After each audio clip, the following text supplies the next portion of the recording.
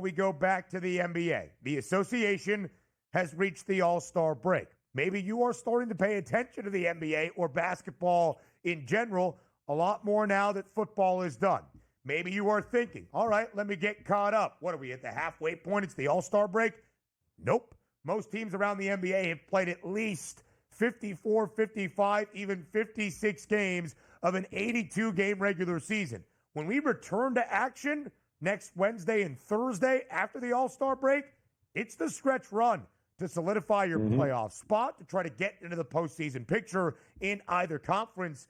So let's get you caught up on where the NBA stands at the break and looking at the futures markets and taking a reset. Joe, we're going to do some market movement here. Odds on the left, the NBA championship odds on opening night. That was way back in late October. Odds on the right, where the numbers are right now at All-Star break.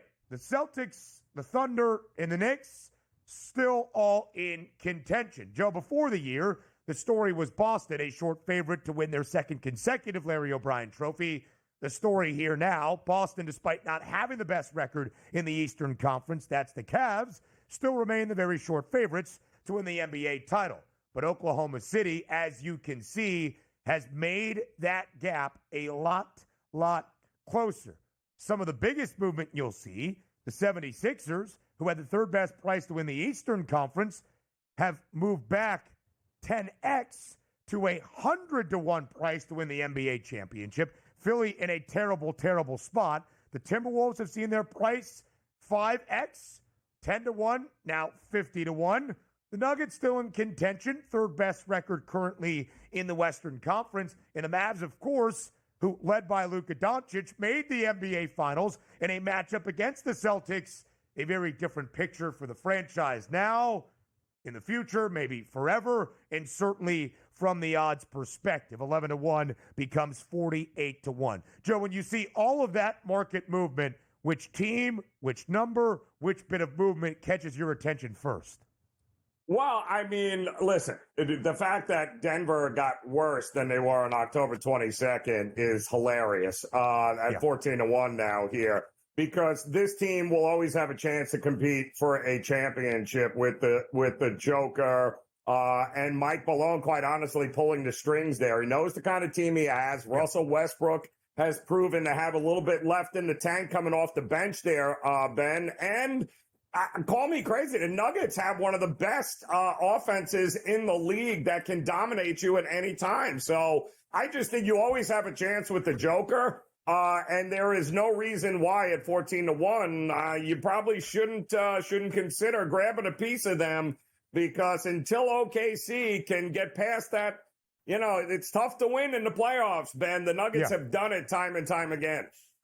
And that's a really good point, Joe, and we'll talk about that further on the other side of the break. You see the NBA championship odds on your screen. It was a seismic, monumental, transformative NBA trade deadline week, probably the most historic we had seen in the history of the NBA. But the team at the top of the odds boards are all really homegrown, built, didn't make those big blockbuster deals at deadline week, as you will see there. I'll talk about the two stories that catch my attention from a movement perspective on the other side of the break. To me, Joe, it is still the tier of two in the tightly contested race at the top between the Celtics and the Thunder. How realistic do the Cavaliers have a chance of making an NBA championship run? And then the Philadelphia 76ers, who are 20-34, somehow not out of it next. The NBA at the All-Star break. We'll give you some picks and previews and try to explain to the best of our ability all the changing formats of All-Star Weekend out in San Francisco. But from a handicapping perspective and looking at the season at large, it's a time to reset, look at where the markets are in comparison to the standings, playoff positioning, postseason seeds at stake, and remind all of you, this is not the halfway point like it is at times in certain other leagues. Really, the All-Star break never really falls exactly at the middle. But especially in the NBA, Joe, with every team playing 54, 55, 56 games, by the time we have now reached the break, we're really talking the home stretch once we get back to regular season action starting next week. I mentioned right before the break that I would talk about the market movement that has caught my attention the most. Story number one to me is still the same story that I had in the offseason before this year began. The Celtics being an incredibly short favorite to win yet another NBA championship, and that still being the case. But now Oklahoma City, matching the best record in the NBA and having the best one out west at 44-10, closing that gap. Plus 195 for Boston now, plus 230. The Thunder only 35 cents behind. The second story to me is the dramatic odds movement in a regressive way against the Philadelphia 76ers. 10-1 before the year because you had Tyrese Maxey, Joel Embiid, the acquisition of Paul George. Maybe they could provide that test to the Celtics in the Eastern Conference. Now at 100-1. Joe, Philadelphia is 20-34. They are 14 games below 500. Any given night, you have no idea who is going to play for Philadelphia. Embiid has missed so many more games than he has actually played this year. Tyrese Maxey is trying his darndest. Earlier in the year, it was the rookie out of Duke, Jared McCain, doing everything he could. He's out for the remainder of this season. Paul George has better podcast numbers than he does actual scoring numbers as a member of the Philadelphia 76ers. And yet, Joe, although it seems the 76ers have zero chance of even getting to the postseason because they're 14 games under 500, they're only a game and a half out of the 10 seed in the Eastern Conference, which would mean they would at least have a play-in tournament opportunity if they can at least win a couple of games down the stretch.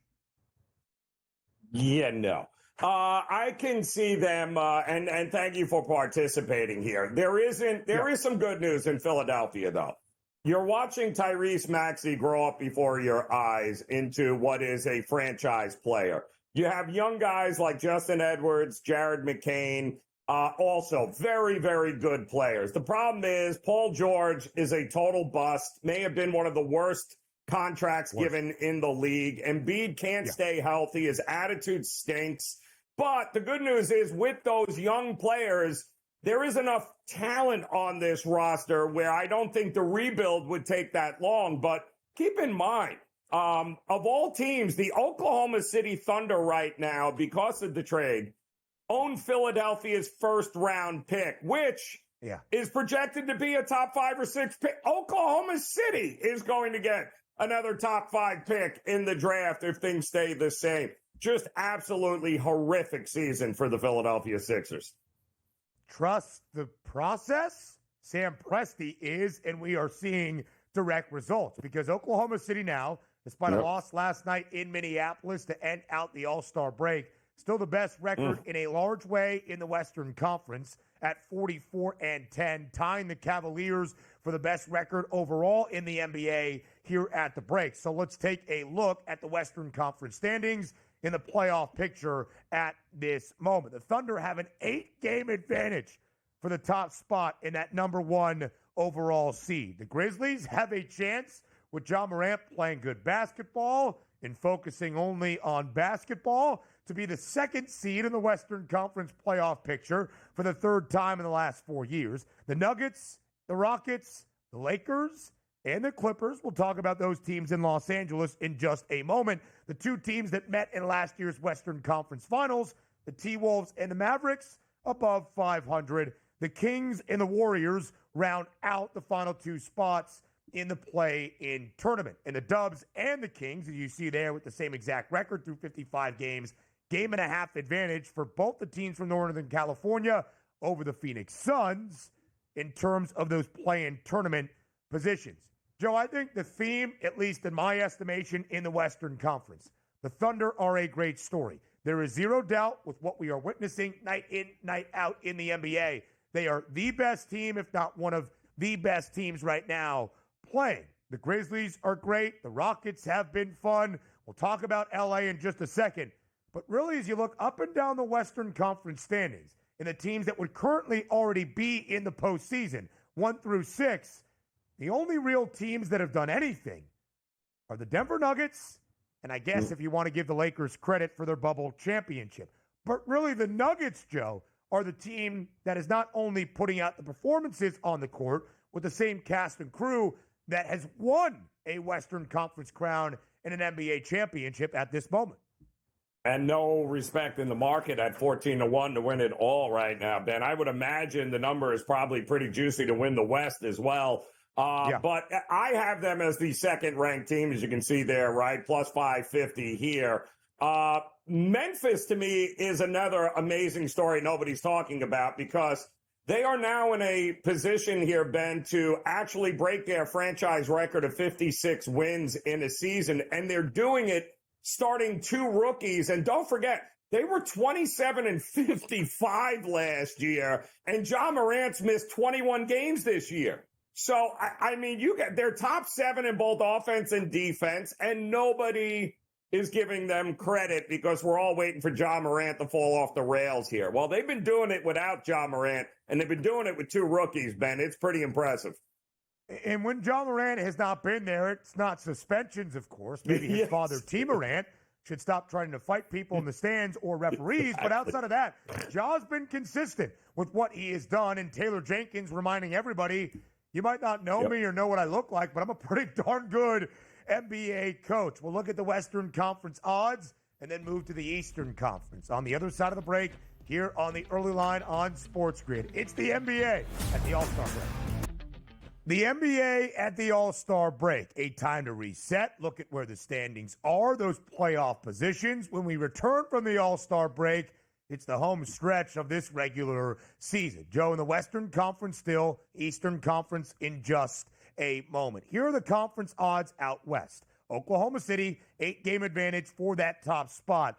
Near an even money favorite at plus 105. Earlier in the week, it was exactly even money, plus 100. The Nuggets, a very far gap back. And then, of course, Joe, there's the Los Angeles Lakers. Always notable. It's L.A., it's the purple and gold, it's LeBron James, but now, of course, with the addition of Luka Doncic. And it's not just adding Luka Doncic and being like, oh, can the Lakers make a run into the play-in tournament? The Lakers right now are only a half game behind the Rockets for the 4th spot in the Western Conference. If you're in the top 4, you are hosting an opening round playoff series. Joe, can the Lakers make a run? Is the ceiling as high as it needs to be for LA this season to actually win the West? Well, listen, anything is possible given, the two guys that they have on that team now. But you got to give them credit, too, as well, because the first 30, 35 games of the season, Ben, were a little bit rocky to say the least. But they've won 12 of 15 entering this break and, of course, pulled off one of the most amazing trades in NBA history, getting Luka. So, listen, in a 7-game playoff series, I don't know that I'd be betting them over Boston or OKC or even Cleveland as far as I'm concerned there. But they are certainly more than capable of putting it together and making a run at the Western Conference for sure. Joe, just about a month ago, January 13th, the Lakers were 20-17. Fine, above 500, nothing to write home about. They enter the All-Star break having won 12 of their last 15 games and now have Luka Doncic. Let's go to the Eastern Conference playoff picture because, Joe, for me, the story out east is the same it has been, but it's a little bit different. The Celtics were far and away the best team in the NBA, but certainly out east all season long a year ago, and that has been the expectation for Boston this year, and they have largely lived up to it from the odds makers' perspective. Not quite as historic as a season ago, but as our expectations get higher, so do our levels of success for the C's. Still 39-16, third best record in the NBA, second best in the Eastern Conference, but 5.5 games back of the Cleveland Cavaliers, who have, of course, been one of the stories out east. The Knicks, 36-18, and really then you kind of find your drop-offs around the Eastern Conference standings, and you can see the records of the teams that would even be in consideration for the play-in tournament at this moment, all at least 2 games sub 500 or worse. Joe, the story to me in the Eastern Conference is simply this. The Boston Celtics are already a minus money favorite to win the Eastern Conference crown. Largely, they have been for the last month and a half or so. but can the Cavaliers or the New York Knicks actually challenge the Celtics and knock them off their perch in the Eastern Conference? But it's so funny, Ben, because they're the champs and they're the favorites, and with good reason, because I believe they're one of the only teams in the top 5 in both offense and defense this season. I think the biggest problem with the Celtics is not that they got worse. It's that everybody else around them got better, including those Cleveland Cavaliers, who are also sitting, well, pretty good here, as they're the number one offense. They're number 1 in threes. They're number 8 in defense. This team is doing it all. But like the conversation we had with OKC, what have they done in the postseason, Ben, to lead us to believe that they can get this done over a Boston Celtics? And that's the question, Joe. So when you look at, you could make some arguments, I guess, if the Bucks are at full strength with Giannis and Dame, but even with them both out there at times, it has not been the prettiest picture. And then the Doc Rivers playoff conversations come up, all of that good stuff. I think the question is still, Joe, which team provides Boston its biggest test? Would you say that is the Cavs, or are the Knicks a better opponent for the Boston Celtics? Well, the problem with the Knicks is they haven't beaten anybody of that caliber here. They've lost twice by a combined 50 points against Boston in 2 games. They've also lost to Cleveland. They haven't beaten anybody in the top 8, Ben. So how can we trust the Knicks at all unless they're playing 500 teams? You would say the Knicks are in a better spot than they were last year in the postseason, with Karl Anthony Towns playing as well as he is. But is it enough? That's the question. Brian Fonseca will help with some answers up next. The NBA at the All-Star break at the very start of All-Star weekend tonight in San Francisco. To make sense of everything, where the NBA stands here at the break, basically every team playing 54, 55, 56-plus games throughout this 82-game regular season. What the stretch run is going to hold as we eye the postseason. And, of course, for some All-Star Weekend festivities and winners, we are very pleased right now to welcome on Brian Fonseca. He will be here with us for the next few segments, talking about everything around the association. Fonseca, once again, thanks so much for being back on the early line. Glad to have you here. Glad to be back. How are we doing? Doing well. Doing well, my man. Glad to have you here, and let's get to everything in the NBA. Fonseca, there might be some that are trying to get caught up on action in the association at the end of football season, seeing its All-Star break, saying, all right, what are we, like halfway through the season? No, as I just shared, we're pretty close to the end. So every game we see after the All-Star break, if you are in the running, direct implications on the NBA postseason, and of course, the Chase for a Larry O'Brien trophy. Fonseca, on the screen here in just a second, there will be the 10 best odds to win the NBA title this year. The Celtics, the reigning champs, have been booked as the short favorites all year long. That's where they remain entering All-Star weekend. The Thunder, though, have closed that gap back by only 35 cents. The Thunder and the Cavaliers tied for the best record at this current point in the NBA season, 44-10. As you look at those 10 best prices to win a championship this season, what's one of the main stories that is standing out to you?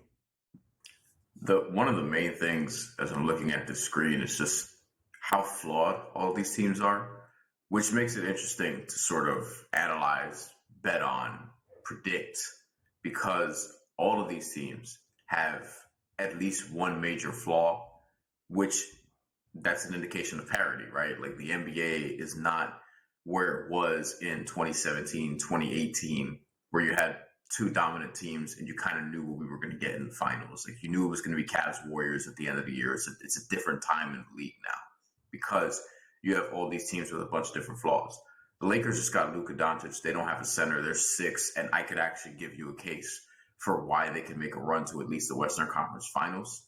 And the odds makers here, they have the 3rd best odds to get to the NBA Finals out of the Western Conference. So, and them playing against Denver, while I would favor Denver, that for obvious reasons, because Nikola Jokic just destroys the Lakers. Luka Doncic is Luka Doncic. There are a lot of different things here that stand out to me. And another thing is probably, I would probably want to not bet on more teams than actually bet on because of the fears of what I'm expressing. Like, hey, this team is weak here. In the case of the Mavericks, I really liked them before the trade. Now I don't as much. They're banged up on top of that. Yesterday, they sat their 6 best players. They still won, but they sat their 6 best players yesterday, right before All-Star break. As collectively in the NBA, a lot of people just decided to sit a bunch of their best guys. But it's just the flaws of the team. But I think the flaws of these teams. But I think that makes this all the more interesting, in my opinion. And yet the Celtics are pretty much the same team that just won a championship in dominant fashion a year ago. Can we make the argument, as flawed as a lot of these teams are, they all got better because the Celtics didn't have the Thunder or the Cavs to worry about a year ago? I mean, there was never any doubt they were such huge favorites. Are these teams better and more capable of competing against the Boston Celtics? I think as a whole, yes. I think the Knicks, while they changed their identity, and I like their identity that they had last year, they have a higher offensive ceiling this year. My concern is, can their defense become a top 10 defense, which has not been the case all year. And honestly, they struggle more than people think against some of these really good teams. Like, they have 3 games coming up against Cleveland that I have circled, 2 of which are in April, right before the playoffs. And the other one is 1 week from today. So immediately after All-Star break, we're going to see Knicks Cavs, and that's going to be very, very important, I think, for how we look at the Knicks down the stretch, especially considering a trade deadline. They weren't very aggressive, and they ended up getting just DeLon Wright. So they'll probably be active in the buyout market, but their team is kind of their team. And even on the Western Conference, if you look at Oklahoma City, for example, I think there are challengers to Oklahoma City. I don't think Oklahoma City is just going to tear through the Western Conference necessarily. Mm-hmm. They should be the favorite.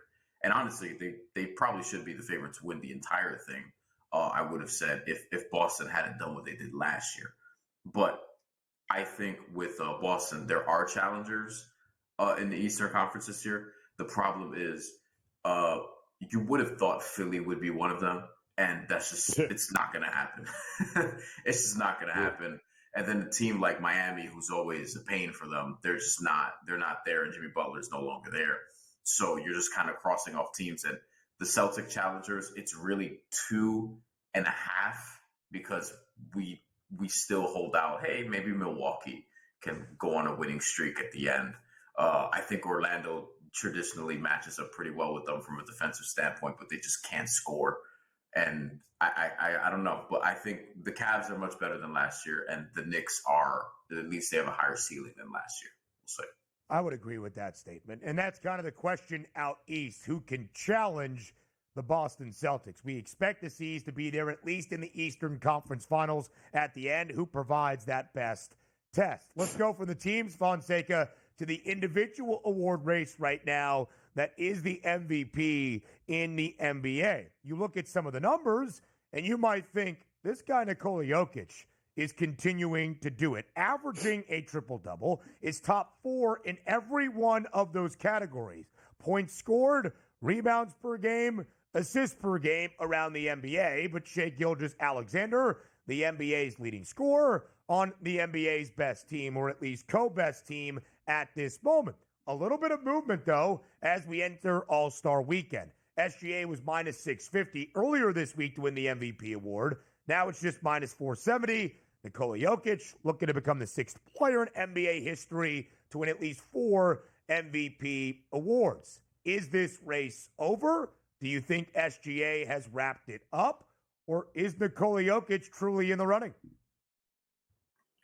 I don't think it's over. I think it's likely going to be between one of these two guys, though. Like, I think last year we were playing with the idea of, okay, there's Jokic, there's Embiid before he got hurt towards meniscus, there was Luka Doncic.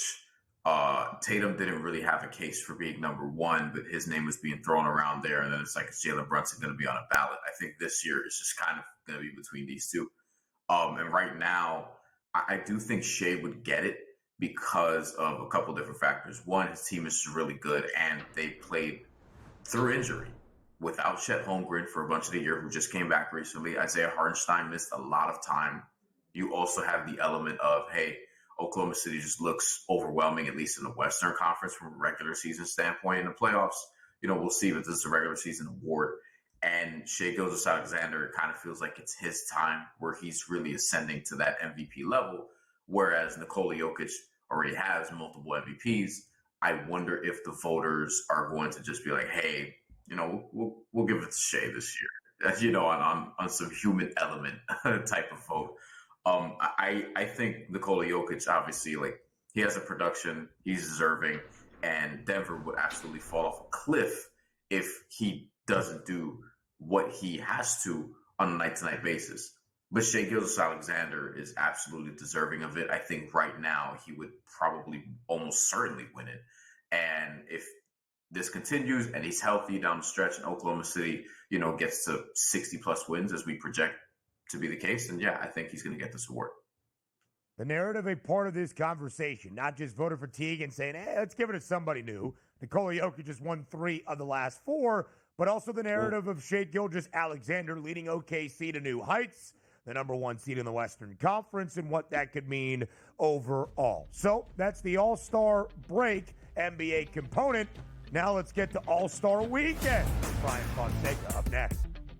All-Star Weekend by the Bay in San Francisco at the home of the Golden State Warriors inside the Chase Center starts on this Friday with the Rising Stars competition, All-Star Saturday night, skills competition, three-point contest, dunk contest, somebody wake up Mac McClung, and then, of course, All-Star Sunday night in a new format. Brian Fonseca here for a second consecutive segment. As clearly and as simply as I can, let me just try to explain what the new structure of the All-Star game looks like. We have 4 teams, all incorporating TNT Turner Sports NBA talent. Charles Barkley's Global Stars, Kenny Smith's Young Stars, Shaquille O'Neal's OGs, and Candace Parker's Rising Stars. Candace will take over the champion of the Rising Stars competition that is on this Friday to be featured in the All-Star festivities on Sunday night. We have semifinal matchups that we can break down here. The Global Stars of Chuck versus the Young Stars of Kenny, Shaq's OGs versus Candace's Rising Stars. These 2 semifinal games will play against each other. First to 40, the champions of those 2 will play in the championship game. Also, first to 40 to decide our All-Star champion. I hope that made sense. We'll continue to discuss. Fonseca, I ask you what I hope is an even simpler question to start. Do you like the new format of the 2025 All-Star Weekend? No, I think this is going to suck. I think we're at a point where we're just confusing the fans. And I don't like when leagues are trying to bring in casual observers because, let's be honest, the All-Star game is not geared toward diehard consumers of your product, which is fine. It's geared toward getting casuals to be more than casual. It's geared towards people just kind of tuning in and wanting to have a good time. What people don't like is being confused, as we've seen with a lot of different things. And if you're bringing in a new audience to confuse them, they're going to be pissed off and not want to follow your product. So I think this is just doing too much. And I think this is at the risk of just pissing off a lot of people who are just trying to enjoy themselves this weekend. Doesn't it feel like more thought was given to like the color of the uniforms and what the court's going to look like and the different, it's like all we want to see is all-stars play basketball. This is not that difficult. But having said that, and you've looked at these teams, is there one group that you think matches up pretty well in order to be able to get this thing done? I mean, if we do want to actually break this down, whatever team Wemby's on, because I think I'm thinking. I think Wemby's going to care. He's actually somebody, like, if I wanted to place a bet for MVP, I would look at Victor Wembanyama because he seems like someone who's going to care. He seems like someone who's not going to want to be buddy-buddy with everybody. And he seems like somebody who has a team where, I mean, we look at this roster. First of all, it's ridiculous that Shai Gilgeous-Alexander and Nikola Jokic are on the same team, who are both the MVP frontrunners, as we just talked about. But Nikola Jokic doesn't care about this. He's going to be deferential. He'll probably get like a couple points and 8 assists. If his points over-under is like 6.5, I'm probably going to take the under because I'm not sure he's going to get more than 3 layups. You have Alperen Şengün, who might be similar in this type of format. Like, you have a whole bunch of guys on this team who are going to be like, all right, if you want to score, go ahead. So Victor Wembanyama, from an MVP standpoint on his own team, has to worry about, I think, Karl-Anthony Towns and Trae Young the most, and probably Shea. And Giannis isn't going to play. So, I mean, that's great because, I mean, it's not because he's hurt, but it's great from the standpoint of if you want to bet on Wembanyama, Giannis is somebody who cares in the All-Star game. So you take away somebody else who cares, and it's like, all right, cool. I think Wemby could potentially put on a show. And that's probably the most interesting team to me, just from a top to bottom standpoint. Yeah. This young stars team that Kenny Smith has, I mean, all due respect, but I mean, Anthony Edwards shot a left-handed 3 last year in one of the competitions. I'm not trying to see that. Then you have like Tyler Hero, Jaren Jackson Jr., Jalen Williams, Cade Cunningham. That team's going to get smoked. I'd be surprised if they beat Chuck's team. But then again, it's the All-Star game, so who knows? Yeah, and who knows what the format's like, and who knows if they come out with a hot spurt and you're just playing first to 40 and you're hoisting threes and there's a mentality to all of that. I would agree, Fonseca. It's also interesting when you find the categories of how these guys were slotted in. The Global Stars is not just all international players.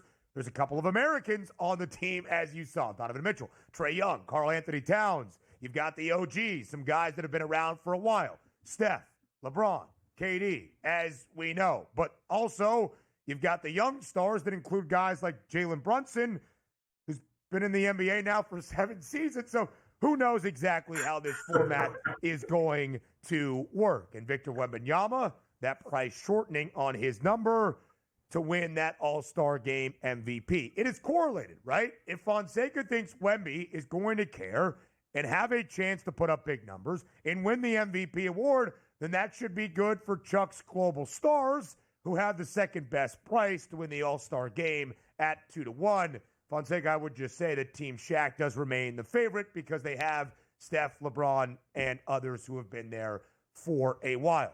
Fonseca, do you believe that you will be betting All-Star Weekend, either All-Star Saturday night and the All-Star festivities on Sunday?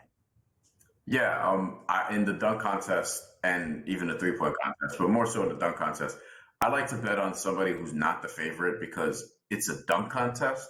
So, I mean, why not take a shot with Stephon Castle? Because Stephon Castle, of all these guys, 1, he's plus 750. 2, he has a cheat code. He's teammates with Victor Wembanyama. You don't think he's going to try to incorporate Victor Wembanyama in some sort of dunk? I'm not saying he's going to jump over him because, maybe the Spurs won't allow that for obvious reasons. You don't want Victor Wembanyama to get potentially teabagged on national television in a dunk contest because Stephon Castle can't jump over somebody who's like 7'4". But at the same time, like, could he sit in a chair and throw up a lob so Stephon Castle could windmill it over him? Yeah, that could probably happen. Like, if he incorporates Wemby in some way, people are just going to be like, oh, that was cool. He used Wemby, da-da-da-da. Like, I don't think he should be plus 750 because he has a cheat code of a teammate that he can use for the dunk contest. We'll talk more about All-Star Saturday in all those betting markets up next. Hand up. Bad hosting on my end. Did not realize Brian Fonseca was leaving us at the end of that second segment. Thought he was going to be here for the entirety of the second half hour of our second hour. That's only on me.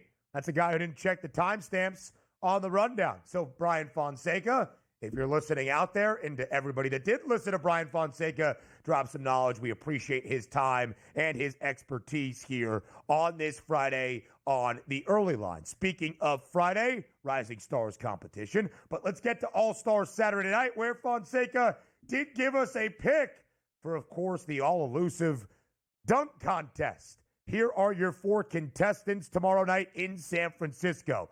Somebody get Mac McClung back in an NBA arena. He is the favorite to win his 3rd consecutive dunk contest at minus 210. These odds available, by the way, not stateside, but up in the Great White North in Canada, but just to give you a representation of what we are looking at. Chicago's rookie, Modest Buzelis, who is known as Little Boozy Vert.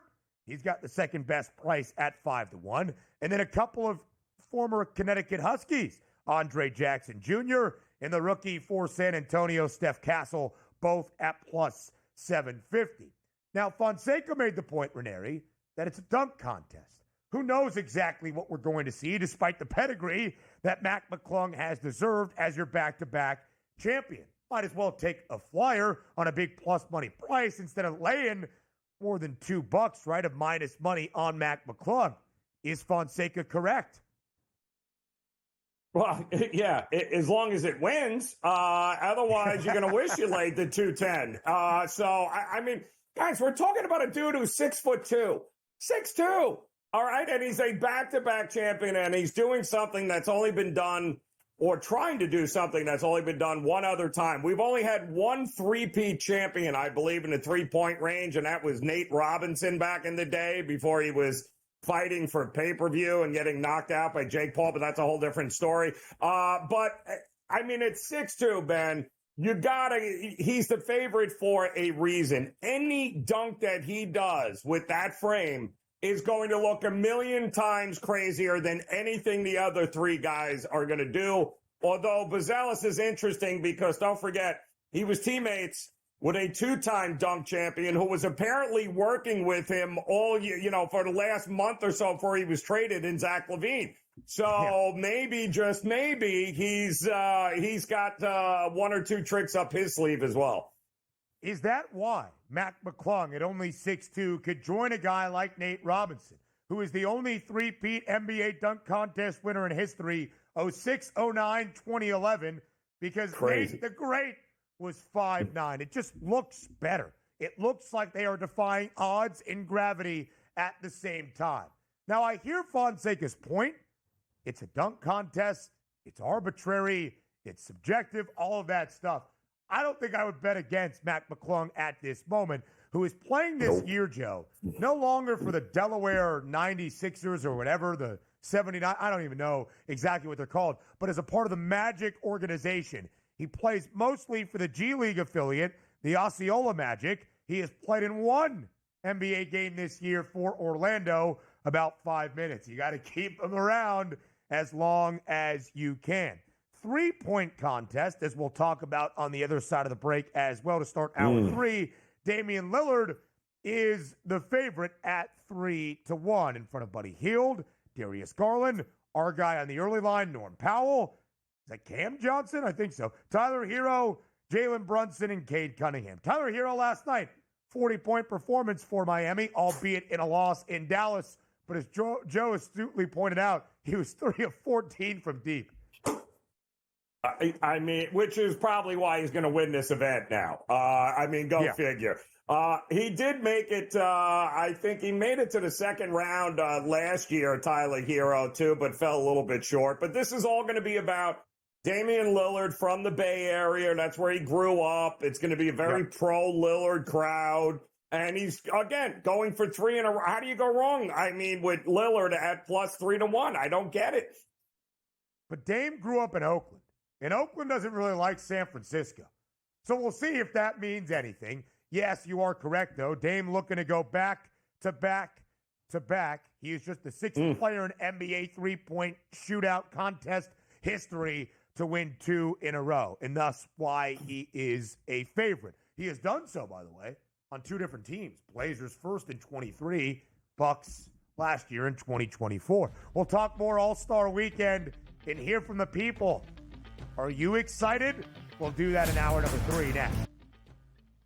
We welcome you to hour number 3, our third and final on this Friday, as we send you in to All-Star Weekend in the NBA. It begins on this Friday with the Rising Stars competition out in San Francisco by the Bay. We're learning All-Star history as we speak, with some more history at stake on Saturday in a historic new format for the All-Star game, or games, I guess you could say, on Sunday. We will try to explain all of the new changes to the format, the new structure, all of that for All-Star Weekend throughout this final hour. And we'll give you some picks to set the stage for this weekend as well. But also in this last hour, Joe, a monumental weekend ahead in college hoops. Tomorrow, for the first time, we will hear from the NCAA Selection Committee as it pertains to the men's basketball tournament, giving us an early peek and preview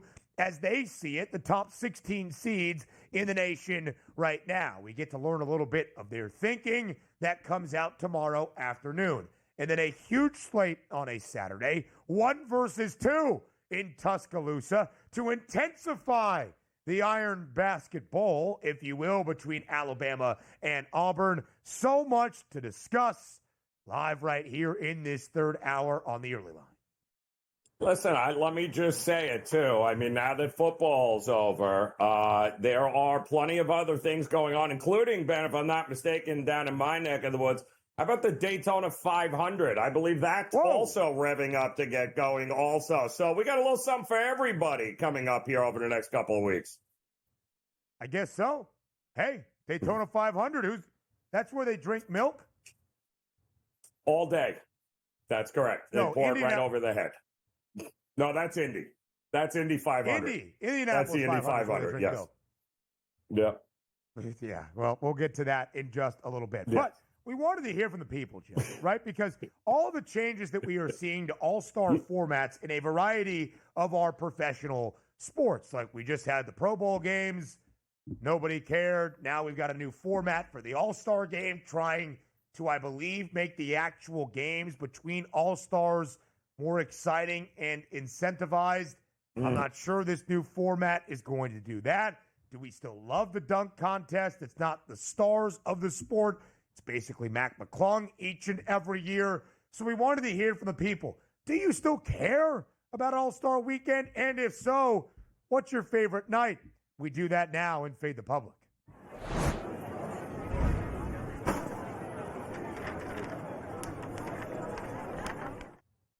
At SportsGrid on Twitter, what is your favorite night of NBA All-Star Weekend? I'm not sure Adam Silver watches the early line. I don't know if he pays attention to SportsGrid programming. Not sure he follows the Spiz Grizz on Twitter. But if he were to see this show, at least by our audience's sample size in this Fade the Public poll, not a great indication that All-Star Weekend is doing all that hot. What is your favorite night of All-Star Weekend? I don't watch it all. Is the runaway winner with 73% of the votes. The Chuck, R. Clemens DFS, replied, the night it's over. That's not great, Joe. That's not great. For what it's worth, I voted for Saturday. I still think the dunk contest is kind of fun. 3-point contest, kind of fun. But that was really the vote I had. Ranieri, which way did you vote? Do you think the public got it at all wrong by saying I don't watch it all?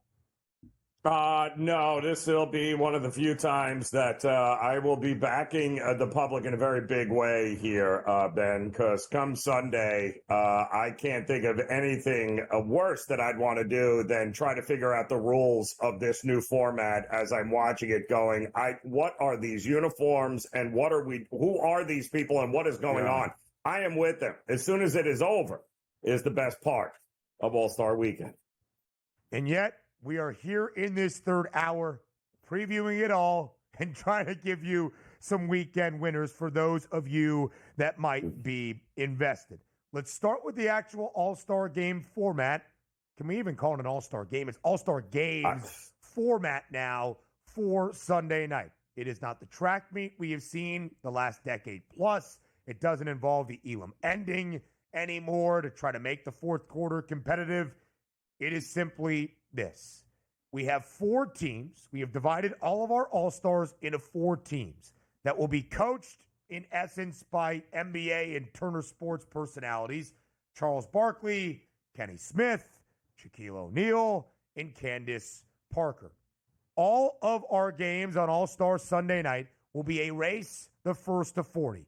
We have 2 semifinal matchups and then a championship game to crown the All-Star champion. So, Chuck's Global Stars, Shai Gilgeous-Alexander, Nikola Jokic, Donovan Mitchell, Alperen Şengün, Pascal Siakam, Karl Anthony Towns, Victor Wembanyama, Trae Young. Shaq's OGs, Jaylen Brown, Steph Curry, Kevin Durant, James Harden, Kyrie Irving, LeBron James, Damian Lillard, Jason Tatum.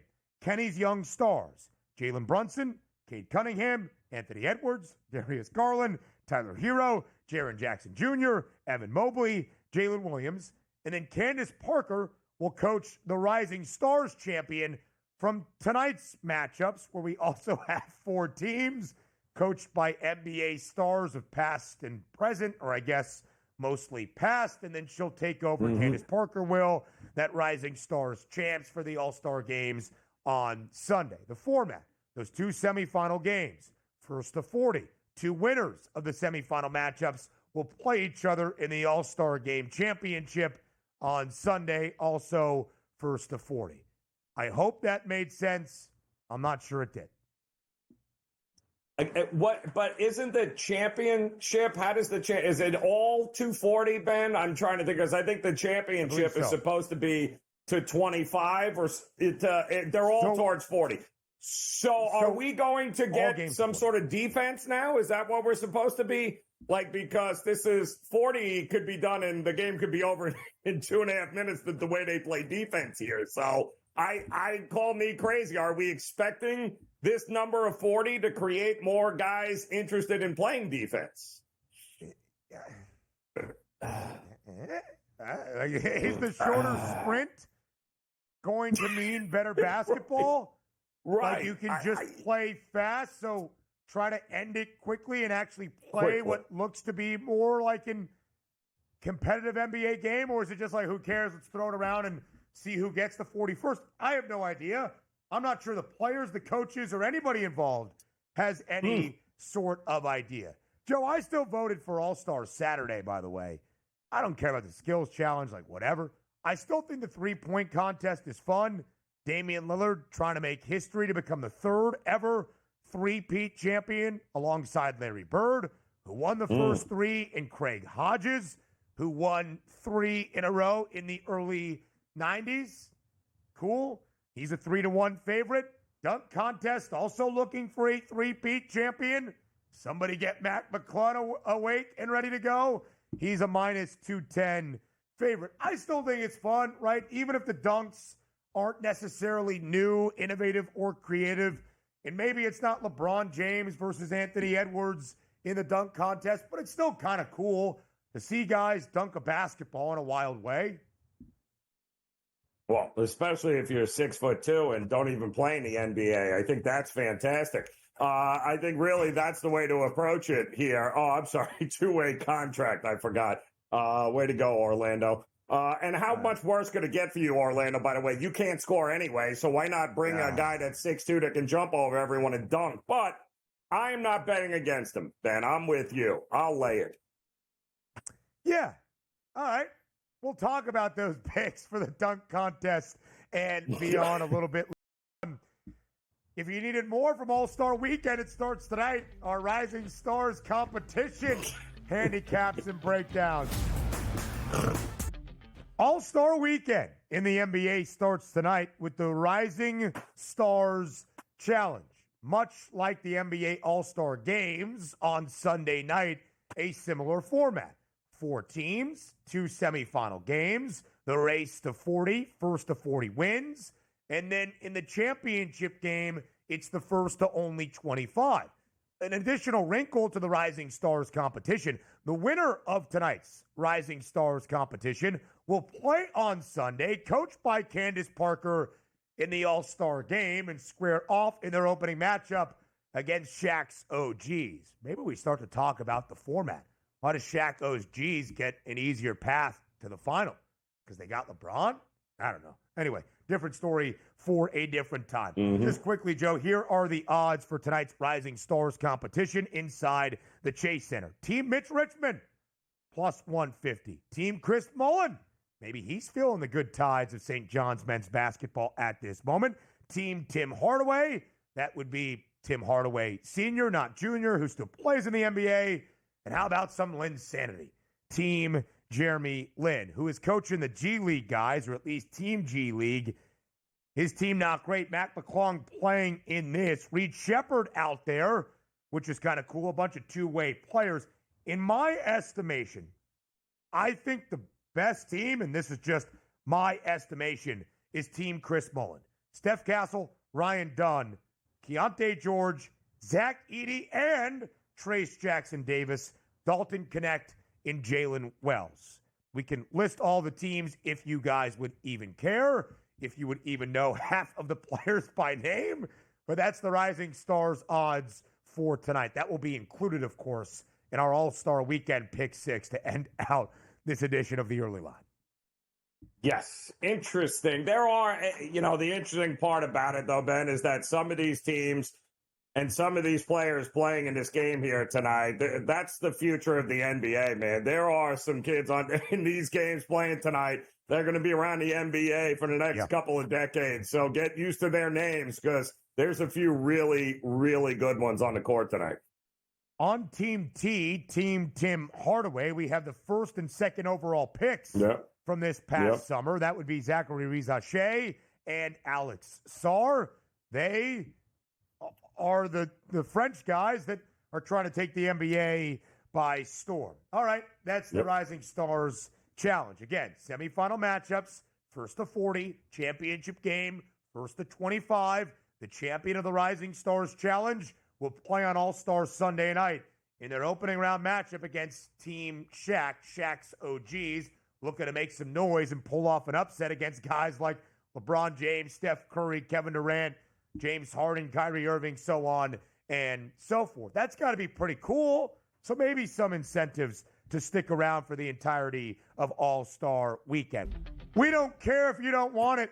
Here it is. Let's win some money throughout All-Star Weekend. Maybe it's not the most exciting, and maybe the format is confusing and you don't understand it. Doesn't mean we can't profit from it with some value plays and some winners for an NBA All-Star Weekend Pick 6. Live right here on the Early Line. He is Joe Ranieri. I am Ben Stevens. We will give you an All-Star Game winner for the All-Star Games that we have on Sunday. All-Star Game MVP as well. Dunk contest winner, three-point contest winner, skills challenge winner, all of that All-Star Saturday night. And it kicks off tonight in San Francisco with the Rising Stars Challenge. So, Joe, without further ado, who's winning the All-Star Games this year? Is it Shaq's OGs? Is it Chuck's Global Stars? Is it Kenny's Young Stars? Is it Candace's Rising Stars? Who comes home with an All-Star Game trophy? Ben, I think it's very hard to go against Chuck here, and I think that's probably where I'm going to go. It's a little chalky, but Team Chuck to me, there's just a ridiculous amount of quality players on this team. The only thing you have to worry about in this market, Ben, is motivation, right? Which usually comes from the younger guys, not necessarily the older guys, but I do think that there's just too much talent on Team Chuck to pass up taking the 2-1 while you can. And they are not the favorites. The even money favorites are Shaquille O'Neal's OGs, featuring guys like LeBron, Steph, KD, Jason Tatum, James Harden, so on and so forth. I would disagree. I think currently, and again, we don't know motivation or incentivized enthusiasm for this game, but, Joe, I actually think the most talented team is the one that you have selected, Chuck's Global Stars, Shai Gilgeous-Alexander, Nikola Jokic, the two frontrunners in a large way to win NBA MVP. Jokic doesn't care much about All-Star games, but maybe he'll be a little bit more bought in because it's a race not to 250, but only 40 points this year. And you've got guys like Donovan Mitchell, Trae Young, Karl Anthony Towns, and then Pascal Siakam, Alperen Şengün, and Victor Wembanyama in his first All-Star game. And we know Wemby cares about these things, so maybe that is enough. Joe, I'm going to go with a slight upset. And this is mainly a money thing, a numbers thing, if you will, because you can bet the individual semifinal matchups that will lead to the championship All-Star game. And the market is kind of working to my guy, Kenny's Young Stars, in their opening round game against your pick, Chuck's Global Stars. 3.5-point spread was 4.5 yesterday, minus 160 money line in favor of Chuck, plus 130 for Kenny. Joe, I believe the winner of that game is going to win the All-Star game overall. I'll probably give the odd to Shaq's OGs against Candace's Rising Stars. because you'll have like LeBron against some G League two-way guys you've never probably heard of in your life, and they're a 6.5-point favorite. But I think the winner of Chuck's Global Stars or Kenny's Young Stars wins the entire thing. Why? Motivation, incentivized nature of getting there and knocking off the OGs that have been doing this for a while, and you're like, all right, whatever. And I like the young stars. Jalen Brunson, 7 years in the NBA, but sure, we'll call him a young star. Cade Cunningham, Anthony Edwards, Darius Garland, Tyler Hero, Jaren Jackson Jr., Evan Mobley, two of the most dynamic front court stars in the NBA, and Jalen Williams. And if I think this young group is young and hungry to make a statement in some of their first ever All-Star appearances, or maybe just the first handful in their career, I'll take the young stars at a plus 410 price to win the NBA All-Star game. Why not? Listen, I have absolutely no issue with that handicap, Ben, because you're right. Why not? The reality is we have no idea the motivation of what we're going to get from the old school guys here that are going to be on these teams here. I mean, LeBron usually doesn't go to these things expecting to lose or wanting to lose. But, I can't imagine that Jokic and SGA and Karl Anthony Towns and Wemby, Wemby was the deciding factor for me because something tells me he's a guy still trying to fit in, still trying to make his mark. And I think this could be the all-star game coming out party for him as well. And Victor Wembanyama tied for the second best price to win All-Star Game MVP. Steph Curry is the favorite at 5-1. But Wemby there with his international or global teammate SGA, Shai Gilgeous-Alexander at 8-1, and LeBron James at an 8-1 price as well. LeBron and Dame a part of the OG's squad. Of course, Joe, it should be correlated. You would expect the winner of this format to then have the MVP on its roster. So who is your selection for the All-Star Game MVP?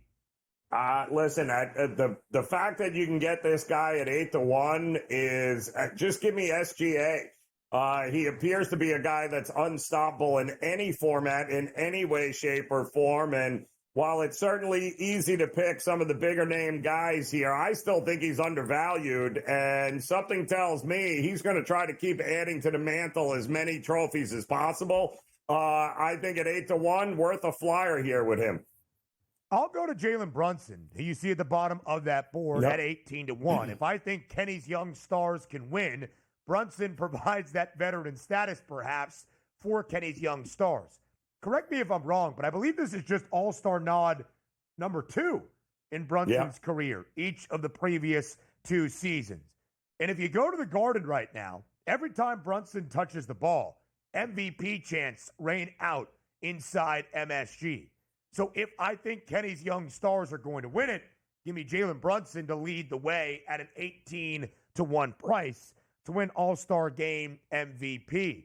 There is a lot of consideration for the Knicks MVP to maybe do just that, Joe, for the All-Star Game MVP as well. On the other side of the break, bear with us, we'll continue our All-Star Weekend winners and this pick 6. We'll fly through All-Star Saturday night, give you a Rising Stars pick to tip off the weekend on this Friday, and maybe a college basketball best bet for this Friday evening as well before we head out. A lot to do before we round out the show. On the other side of the break, live right here on a Friday on the Early Line on SportsGrid. Come back and join us. Let's continue our All-Star Weekend pick 6 and go now to All-Star Saturday night. Dunk contest, 3-point contest skills challenge. Joe, let's start with the dunk contest. Will it be a three-peat for Mac McClung, the star of the Osceola Magic, who has played in one NBA game this year for the Orlando Magic and yet is looking to win his 3rd consecutive dunk contest crown? I mean, what are we supposed to do here? I mean, how are we betting against anything that a 6'2" G Leaguer on a 2-way contract with Orlando? Every time he rises, what did he do? Jump over Shaq last year to get another perfect score and win? I mean, it's $2. It's a $2 favorite for a reason. I would not be shocked, Ben, that before this event goes off, this thing gets up to over $3, maybe even minus $3.50. I love the other guys in the competition, but everything they do, Ben, is going to look the same. Anything he does is going to stand out to those in the crowd. I can understand the betting philosophy of saying, I'm not going to lay a wager of greater than $2 in minus money for something as random and subjective as a dunk contest where often the judges like to joke more than they actually like to watch the actual event. I get that. Modest Buzelis, the rookie for the Bulls, little Boozy Vert, he's got some ups, 5-1. How about a pair of former UConn players, Andre Jackson Jr. for Milwaukee, Steph Castle, a rookie for San Antonio, plus 750. I understand it. But I think Mac McClung is a favorite for a reason. This is all he does. This is what he does. I'm not going to bet against that if we could even bet it here stateside. These numbers, courtesy of our Canadian friends on the FanDuel Sportsbook. But maybe you can find your way of laying down a wager. 3-point contest, Joe. Who wins it? I mean, my goodness. It's another one of these situations where Lillard going for a three-peat here. He has gotten 26 points in 4 consecutive rounds during these back-to-back wins. That is a level of consistency that's out of control. Darius Garland, though, and I think Tyler Hero are right there. I think they have an opportunity to get it done at a pretty decent price. I mean, we talked about it. Tyler Hero, 3 of 14 yesterday. Wasn't great, but that means he's not going to miss in this one. He is 5th in the league in three-pointers this year, 38% three-point shooter. Tyler Hero for me at that price. Poetic, a 3 of 14 guy, then going to win the 3-point contest just a couple of nights later. Donnie's guy is Norm Powell for the LA Clippers. And thus, kind of the early lines guy has become Norman Powell of the LA Clippers. Having a sensational year at plus 650, I will take a shot. We're talking about 2 three-peat opportunities. Mac McClung trying to join Nate Robinson as the only three-peat champs of the dunk contest. Damian Lillard, the favorite to win the 3-point contest, trying to become just the 3rd ever to win 3 in a row. The first since Craig Hodges in the early 90s, who won 3 straight after Larry Bird won 3 straight in the first 3 years of the 3-point contest. Skills challenge tomorrow night as well. Joe, what do you like? Listen, I think this is going to be a big opportunity for Victor Wembanyama, and I love his partner of Chris Paul, who's not going to be at many of these events for much longer here. So I think this is a good opportunity to be able to go out. I know Moody and Draymond are going to be the crowd favorites there with Team Warriors, but I think the Team Spurs got a good shot at taking this home. You got Team Cavs as the favorite, Donovan Mitchell and Evan Mobley, 2 All-Stars. Maybe that's why they get the nod. I'm going with Team Rooks. Give me Zachary Rizache and Alex Sarr. Trying to remind everybody, hey, we were the 1st and 2nd overall picks for a reason. Rising Stars Challenge, Joe. I'm going with Team C, led by Chris Mullen, who has some coaching chops. Basically, here's the handicap. I think they're a talented group. And if you're going to put Zach Edey, the Purdue legend, and Trace Jackson Davis, the Indiana legend, on the same team, you're going to get my money. Yeah, I don't hate that either. I'm going to go with my man Tim Hardaway, Tim T here. I love Jaime Jaquez Jr., Rizache, Sarr, you talked about it. Pozemski there, who plays in that building. I think Tim T's got a good opportunity to get it done. Don't forget, the winner of tonight's Rising Stars Challenge plays in the All-Star Game festivities on Sunday. Quickly, college basketball best bet for this Friday. Go. UCLA -1.5. Love it. I'm going with San Jose State at home, one of the best cover teams in the country, getting 6.5 against Nevada. Have a great weekend, everybody. We'll talk to you Monday.